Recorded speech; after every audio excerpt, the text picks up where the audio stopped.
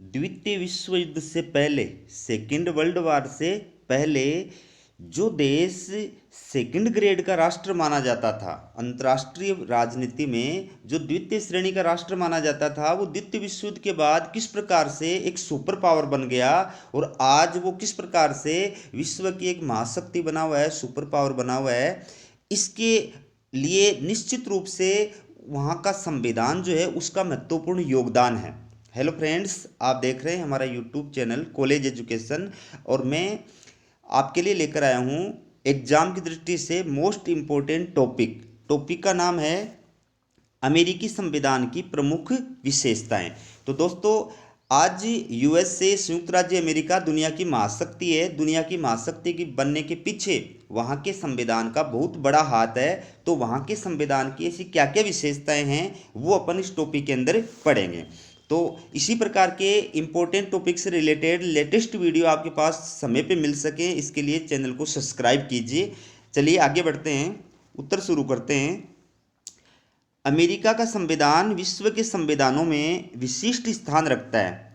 यह दुनिया का प्रथम लिखित संविधान है जिसका निर्माण 1787 में हुआ था तथा जो 1789 में लागू हुआ था। इस संविधान में केवल 7 अनुच्छेद हैं। तो दोस्तों, दुनिया का सबसे छोटा जो संविधान है वो अमेरिका का संविधान माना जाता है, जिसमें केवल 7 ही अनुच्छेद हैं। साथ ही साथ में ये दुनिया का पहला लिखित संविधान भी माना जाता है।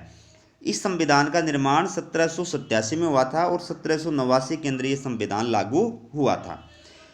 ये अपन प्रस्तावना पढ़ रहे हैं, देखिए आगे। अमेरिकी संविधान का निर्माण यकायक नहीं हुआ था, बल्कि लगभग 150 वर्षों के संघर्षपूर्ण इतिहास के बाद इसका निर्माण हुआ था। अमेरिकी संविधान का निर्माण करने के लिए 1787 में जॉर्ज वाशिंगटन की अध्यक्षता में अमेरिका के 13 उपनिवेशों के प्रतिनिधियों का फिलाडेल्फिया सम्मेलन आयोजित हुआ था, जिसे प्रथम महाद्वीपीय कांग्रेस कहा जाता है।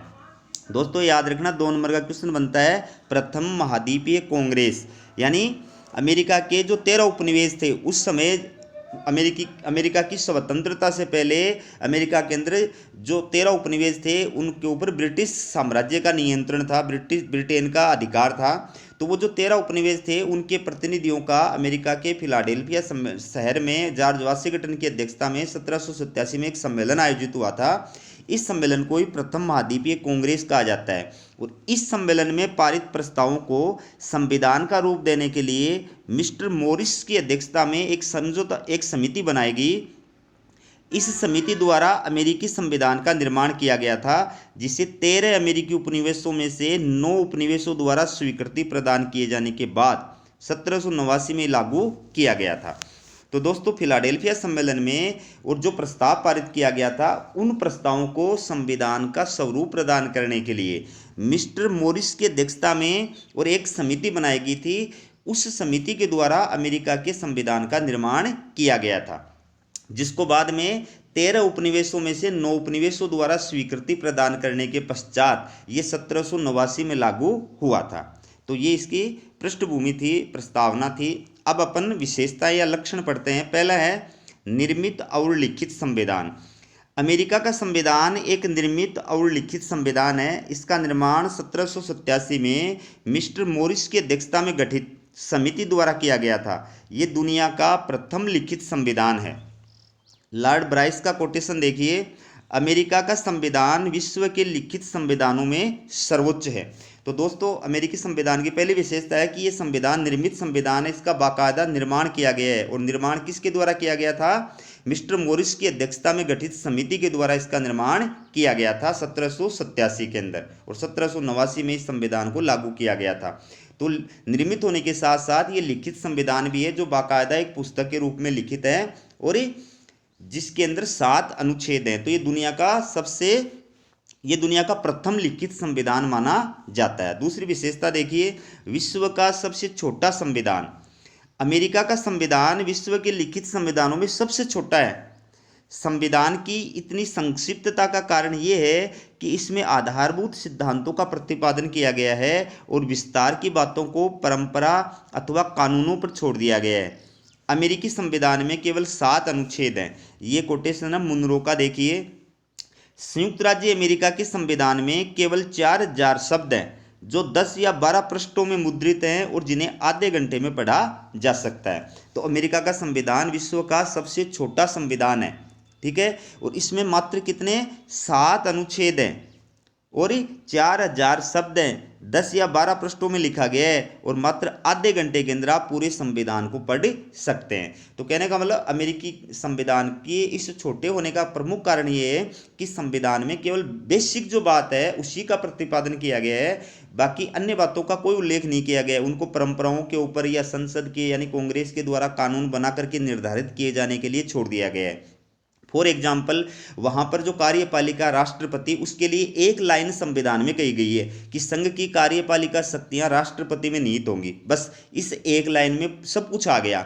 इसी प्रकार से वहां पर जो व्यवस्थापिका है कांग्रेस, उसके बारे में संविधान में एक लाइन कही गई है कि संघ की विधि निर्माण की शक्ति, कानून बनाने की शक्ति व्यवस्थापिका यानी कांग्रेस के अंदर निहित होगी, जिसके 2 सदन होंगे, प्रतिनिधि सभा और सीनेट। बस इस एक लाइन के अंदर वहां पर व्यवस्थापिका यानी कांग्रेस की शक्तियां भी आ गई और सब कुछ आ गया।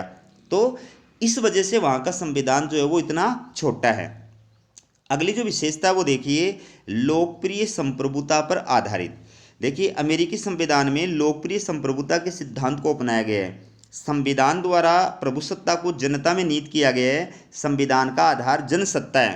राज्य की अंतिम शक्ति जनता के हाथ में है। जनता ही संप्रभु है। अमेरिकी संविधान की प्रस्तावना का प्रारंभ ही इन शब्दों से होता है कि हम संयुक्त राज्य अमेरिका के लोग। तो दोस्तों, अमेरिकी संविधान की अगली विशेषता है कि यह संविधान लोकप्रिय प्रभुसत्ता पर आधारित है। लोकप्रिय प्रभुसत्ता का मतलब ये है कि शासन की जो सर्वोच्च शक्ति है वो जनता के अंदर निहित है। सर्वोच्च शक्ति का प्रयोग जनता द्वारा किया जाता है और जनता द्वारा अपने प्रतिनिधियों के माध्यम से और सर्वोच्च शक्ति का प्रयोग किया जाता है, शासन संचालन की शक्ति का प्रयोग किया जाता है। तो संविधान का जो आधार है वो जनता है, जनशक्ति है और जनता में ही प्रभुसत्ता यानी सर्वोच्च सत्ता निहित है। जैसे भारत के संविधान की प्रस्तावना में कहा गया कि हम भारत के लोग, भारत को एक संपूर्ण प्रभुत्व संपन्न, ठीक है, वही चीज़ अमेरिका के अंदर है। वहाँ की प्रस्तावना में भी कहा गया कि हम संयुक्त राज्य अमेरिका के लोग। इन शब्दों से स्पष्ट पता चलता है कि अमेरिकी संविधान द्वारा प्रभुसत्ता जनता में निहित की गई है। अगली विशेषता है गणतंत्र की स्थापना। अमेरिका में गणतंत्र की स्थापना की गई है। इसका तात्पर्य है कि अमेरिका का सर्वोच्च पदाधिकारी राष्ट्रपति वंशानुगत आधार पर पद ग्रहण नहीं करता है, बल्कि जनता के द्वारा अप्रत्यक्ष रूप से निर्वाचित किया जाता है। इसी प्रकार राज्यों के प्रमुख पदाधिकारी गवर्नर भी निर्वाचित होते हैं, न कि वंशानुगत। तो जैसे भारतीय गणतंत्र या गणराज्य है, उसी प्रकार से अमेरिका भी गणतंत्र या गणराज्य है। और गणतंत्र या गणराज्य क्यों है? क्योंकि वहाँ का जो सर्वोच्च पदाधिकारी है राष्ट्रपति, वो वंशानुगत आधार पर पद ग्रहण नहीं करता है, बल्कि जनता के द्वारा अप्रत्यक्ष रूप से निर्वाचित किया जाता है। जैसे भारतीय गणराज्य है तो उसके पीछे भी वही कारण है कि भारत का सर्वोच्च पदाधिकारी जो है राष्ट्रपति, वो वंशानुगत आधार पर पद ग्रहण नहीं करता है, बल्कि जनता के द्वारा अप्रत्यक्ष रूप से निर्वाचित किया जाता है। इसके अलावा अमेरिकी जो राज्य है उनके अंदर जो गवर्नर हैं उनका भी निर्वाचन होता है, वो भी वंशानुगत आधार पर निर्वाचित नहीं किए जाते हैं। अगली विशेषता है संविधान की सर्वोच्चता। देखिए, अमेरिका में संविधान ही देश का सर्वोच्च कानून है और राष्ट्रपति, कांग्रेस तथा सर्वोच्च न्यायालय तथा संघ के राज्य सभी इसके अधीन हैं और किसी के द्वारा भी संविधान का उल्लंघन नहीं किया जा सकता है। किसी भी राज्य का संविधान अथवा कानून जो इस संविधान के विरुद्ध होगा वह अवैध घोषित किया जा सकता है। तो जैसे जापान के अंदर संसदीय शासन व्यवस्था है, ब्रिटेन में संसदीय शासन व्यवस्था है, वहाँ पर संसद की सर्वोच्चता के सिद्धांत को अपनाया गया है। लेकिन अमेरिका में अध्यक्षीय शासन व्यवस्था है, इस वजह से वहाँ पर संविधान की सर्वोच्चता के सिद्धांत को अपनाया गया है। इसका मतलब ये है कि अमेरिका का सर्वोच्च जो कानून है वो वहाँ का संविधान है और वहाँ जितने भी पदाधिकारी हैं, चाहे राष्ट्रपति है, चाहे कांग्रेस है, चाहे सर्वोच्च न्यायालय है, चाहे राज्यों के अंदर जो चलने वाली सरकारें वगैरह है, कार्यपालिका, व्यवस्थापिका, न्यायपालिका, जितने भी पदाधिकारी हैं वो सब के सब संविधान के अधीन है और संविधान के अनुकूल ही उनको अपनी शक्तियों और अधिकारों का प्रयोग करना होता है। कोई भी राज्य या केंद्र की सरकार या उसका कोई भी अंग या कोई भी पदाधिकारी संविधान के विरुद्ध कार्य नहीं कर सकता है। अगर वो ऐसा करता है तो उसका वो कार्य, वो आदेश, वो कानून जो है अवैध घोषित किया जा सकता है। अगला देखिए, अगली विशेषता है कठोर संविधान। अमेरिका का संविधान बहुत अधिक कठोर है क्योंकि इसमें संशोधन की पद्धति बहुत ही जटिल है। अमेरिका में संविधान संशोधन के लिए कांग्रेस द्वारा साधारण कानून निर्माण से भिन्न एक जटिल और विशेष प्रक्रिया को अपनाया जाता है। यही कारण है कि संविधान लागू किए जाने के बाद से लेकर वर्तमान समय तक इस संविधान में केवल 27 ही संशोधन हुए हैं। तो दोस्तों, जिस देश में संघात्मक शासन व्यवस्था होती है वहाँ पर संविधान कठोर होता है। तो अमेरिका का संविधान भी कठोर संविधान है, और कठोर इसलिए क्योंकि वहाँ के संविधान में सरलता से संशोधन नहीं किया जा सकता। मतलब वहाँ की जो कांग्रेस है, व्यवस्थापिका जो है, वो साधारण बहुमत की पद्धति से संशोधन नहीं कर सकती है। साधारण बहुमत पद्धति का मतलब ये है कि जिस दिन संविधान संशोधन विधेयक सदन में प्रस्तुत किया जाता है, उस दिन सदन में जितने सदस्य उपस्थित होते हैं, यदि वो अपने बहुमत से यानी 50% प्लस 1 से उस विधेयक को पारित कर देते हैं तो वो संशोधन प्रस्ताव पारित मान लिया जाता है। ये होता है साधारण बहुमत प्रक्रिया। लेकिन अमेरिकी संविधान में संशोधन के लिए विशेष बहुमत की प्रक्रिया को अपनाया जाता है। संसद के, कांग्रेस के दोनों सदनों में अलग अलग जो है बहुमत की आवश्यकता होती है, तो काफ़ी जटिल प्रक्रिया है। इसी वजह से वहाँ के संविधान में आज तक जो है 1789 के बाद आज तक केवल 27 ही संशोधन किए गए हैं। अगली विशेषता है संघात्मक शासन प्रणाली। देखिए, अमेरिकी संविधान द्वारा अमेरिका में संघात्मक शासन प्रणाली की स्थापना की गई है। अमेरिकी संघ में 50 राज्य हैं। इन राज्यों की न केवल अलग अलग सरकारें हैं बल्कि संविधान भी अलग अलग है। अमेरिकी संविधान में संघ राज्य के सभी लक्षण विद्यमान हैं, जैसे केंद्र राज्यों में शक्ति विभाजन, कठोर संविधान, लिखित संविधान, दोहरी नागरिकता, कांग्रेस के द्वितीय सदन में राज्यों को समान प्रतिनिधित्व है। दोस्तों, आपको संघात्मक शासन व्यवस्था की विशेषताओं का टॉपिक मैंने पढ़ाया हुआ है अलग से, आप वो टॉपिक देखेंगे तो समझ जाएंगे कि संघात्मक शासन व्यवस्था क्या होती है। तो अमेरिका में संघात्मक शासन व्यवस्था है, वहाँ पर केंद्र और राज्यों के लिए अलग अलग प्रकार की सरकारें हैं, अलग अलग प्रकार के संविधान हैं, अलग अलग प्रकार का सिस्टम है। ठीक है, तो संविधान के द्वारा ही वहाँ पर केंद्र को शक्तियाँ और अधिकार प्रदान किए गए हैं, संविधान के द्वारा ही वहाँ पर राज्यों को शक्तियाँ और अधिकार प्रदान किए गए हैं, और केंद्र और राज्य दोनों जो हैं वो संविधान के प्रति उत्तरदायी हैं। ठीक है, तो ये सभी जो प्रावधान किए गए हैं, कठोर संविधान है, लिखित संविधान है, दोहरी नागरिकता है, और कांग्रेस का द्वितीय सदन जो है ना सीनेट, उसमें सभी राज्यों को समान प्रतिनिधित्व प्रदान किया गया है। मतलब वहाँ पर 50 राज्य हैं तो प्रत्येक राज्य से 2-2 प्रतिनिधि जो है वो सीनेट के लिए चुन के जाते हैं। ठीक है, इस प्रकार से सीनेट की वहाँ पर सदस्य संख्या जो है वो 100 है। अगला क्वेश्चन, अगला जो पॉइंट है वो देखिए, प्रतिनिधियात्मक लोकतंत्र। अमेरिका में प्रत्यक्ष लोकतंत्र के स्थान पर अप्रत्यक्ष लोकतंत्र यानी प्रतिनिधियात्मक लोकतंत्र को अपनाया गया है। वहाँ शासन का सर्वेसर्वा राष्ट्रपति है, जिसका चुनाव जनता द्वारा अप्रत्यक्ष रूप से किया जाता है। लेकिन इसके साथ ही अमेरिकी संघ के 39 राज्यों में जनमत संग्रह तथा रिकॉल जैसी प्रत्यक्ष लोकतांत्रिक पद्धतियों को भी अपनाया गया है। तो अमेरिकी संविधान की अगली विशेषता है प्रतिनिधियात्मक लोकतंत्र। लोकतंत्र के 2 रूप होते हैं, प्रत्यक्ष और अप्रत्यक्ष। अप्रत्यक्ष प्रजातंत्र को भी प्रतिनिधि प्रजातंत्र भी कहा जाता है या प्रतिनिधियात्मक लोकतंत्र भी कहा जाता है, जिसमें जनता द्वारा शासन का स्वयं संचालन नहीं किया जाता है बल्कि अपने प्रतिनिधियों के माध्यम से शासन का संचालन किया जाता है। तो अमेरिका के अंदर भी प्रतिनिधियात्मक लोकतंत्र अपनाया गया है, जिस वजह से वहाँ पर जो शासन का सर्वेसर्वा राष्ट्रपति है उसका चुनाव जनता के द्वारा अप्रत्यक्ष रूप से किया जाता है। ये सिस्टम राज्यों के अंदर है। इसके साथ साथ प्रतिनिधियात्मक लोकतंत्र के साथ साथ अमेरिका के अंदर कुछ राज्यों के अंदर यानी 39 राज्यों में, 50 में से 39 राज्यों में प्रत्यक्ष लोकतंत्र की संस्थाओं का, प्रत्यक्ष लोकतंत्र के साधनों को भी अपनाया गया है, जिसके अंतर्गत एक तो जनमत संग्रह कि संविधान संशोधन करना हो चाहे कोई भी कानून बनाना हो, उसमें जनता की राय ली जाती है, जनमत संग्रह कराया जाता है, जनता की राय ली जाती है और उसके बाद में डिसीजन लिया जाता है। इसी प्रकार से रिकॉल का मतलब है कि जो जनता के द्वारा चुने गए प्रतिनिधि हैं, अगर वो ढंग से काम नहीं कर रहे हैं तो जनता को यह अधिकार होता है कि वो उनका कार्यकाल पूरा होने से पहले भी उनको वापस बुला सकती है। अगली जो विशेषता है वो है अध्यक्षात्मक शासन प्रणाली। देखिए, अमेरिका में ब्रिटेन की संघात्मक व्यवस्था के स्थान पर अध्यक्षात्मक व्यवस्था को संसदीय व्यवस्था के स्थान पर अध्यक्षात्मक व्यवस्था को अपनाया गया है। अध्यक्षीय शासन प्रणाली होने के कारण वहाँ निम्न व्यवस्थाएं पाई जाती हैं। तो दोस्तों, अध्यक्षीय शासन व्यवस्था क्या होती है इसका मैंने अलग से वीडियो अपलोड कर रखा है, आप उसको पढ़ोगे देखोगे तो आपको और भी अच्छी तरह समझ में आएगा। तो अमेरिका में अध्यक्षात्मक शासन व्यवस्था को अपनाया गया है। अध्यक्षात्मक शासन व्यवस्था जो है उसकी अलग प्रकार की विशेषताएं होती है, संसदीय शासन व्यवस्था से बिल्कुल उल्टी होती है। तो क्या क्या विशेषताएं देखिए संसद अध्यक्षीय शासन व्यवस्था की। पहली है, अमेरिका में राष्ट्रपति ही कार्यपालिका का औपचारिक और वास्तविक प्रधान है। अध्यक्षीय शासन व्यवस्था में 2 प्रकार की कार्यपालिका नहीं होती है, एक ही होती है, वही वास्तविक और वही नाम मात्र की। शासन की संपूर्ण शक्तियां राष्ट्रपति के अंदर ही निहित होती हैं। दूसरा है, राष्ट्रपति कांग्रेस के प्रति उत्तरदायी नहीं है, कांग्रेस अविश्वास प्रस्ताव द्वारा उसे पद से नहीं हटा सकती है। तो अध्यक्षीय शासन व्यवस्था में कार्यपालिका यानी राष्ट्रपति अपनी नीति और कार्यों के लिए व्यवस्थापिका यानी कांग्रेस के प्रति उत्तरदायी नहीं है, और कांग्रेस व्यवस्थापिका अविश्वास प्रस्ताव लगा करके राष्ट्रपति को, कार्यपालिका को पद से नहीं हटा सकती है। तीसरा, राष्ट्रपति के मंत्रियों के लिए कांग्रेस का सदस्य होना आवश्यक नहीं है, मंत्री राष्ट्रपति के प्रति उत्तरदायी होते हैं। तो मंत्री जो होते हैं, राष्ट्रपति जो अपना मंत्री बनाता है, मंत्रिमंडल बनाता है, उनको वहाँ सचिव कहते हैं। तो उन सचिवों का संसद का यानी व्यवस्थापिका का यानी कांग्रेस का सदस्य होना जरूरी नहीं है, पहली बात। दूसरी बात, ना वो उसके प्रति उत्तरदायी होते हैं। मंत्री पर्सनल जो है वो राष्ट्रपति के प्रति उत्तरदायी होते हैं, राष्ट्रपति जब चाहता है तब उनको पद से हटा सकता है। फिर राष्ट्रपति का कार्यकाल 4 वर्ष निश्चित है, इससे पूर्व केवल महाभियोग द्वारा ही उसे पद से हटाया जा सकता है। तो अध्यक्षीय शासन व्यवस्था में कार्यकाल क्या होता है, फिक्स होता है, और कार्यकाल से पूर्व अविश्वास प्रस्ताव लगा करके नहीं हटाया जा सकता है, केवल महाभियोग लगा करके ही हटाया जा सकता है। और महाभियोग की प्रक्रिया काफ़ी जटिल होती है, आसान नहीं होती है, इस वजह से आसानी से जो है राष्ट्रपति को पद से नहीं हटाया जा सकता है। अगली विशेषता है न्यायिक सर्वोच्चता। देखिए, ब्रिटेन में संसद की सर्वोच्चता के सिद्धांत को अपनाया गया है, जबकि अमेरिका में न्यायपालिका की सर्वोच्चता के सिद्धांत को अपनाया गया है। इसका तात्पर्य ये है कि सर्वोच्च न्यायालय को संविधान की व्याख्या करने की शक्ति प्राप्त है।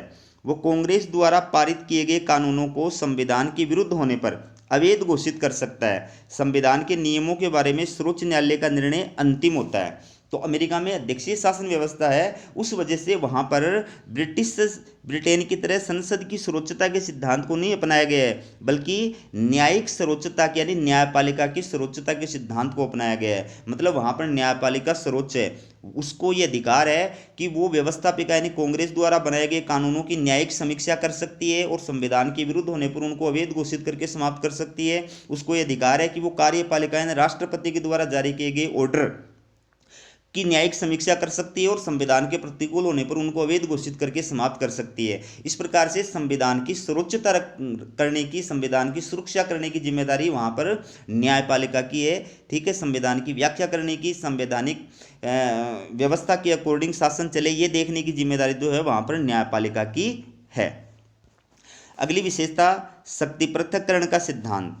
देखिए, अमेरिकी संविधान मोंटेग्यू द्वारा प्रतिपादित शक्ति पृथक्करण सिद्धांत पर आधारित है।